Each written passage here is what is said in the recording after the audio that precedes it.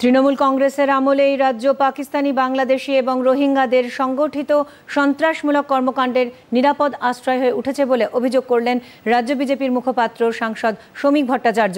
তিনি বলেন, জাল পাসপোর্ট তৈরি সহ নানা অপরাধমূলক কাজে শাসক দল মদত দিচ্ছে।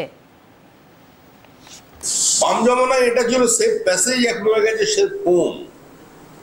তৃণমূল কংগ্রেস রোহিঙ্গাদের ডেকে এনেছে রাজ্যে।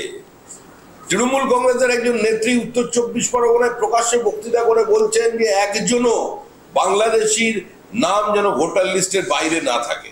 তৃণমূল কংগ্রেসের একজন প্রাক্তন রাজ্যসভার সদস্য, তৃণমূল কংগ্রেসের দক্ষিণ 24 পরগনার নেতা, তার ভিডিও সকলের সামনে এসেছিল। তিনি গুনছেন যে হিন্দুরা না হিন্দুদের ভোট দিতে দেবে না, এগুলোকে বাদ রাখ।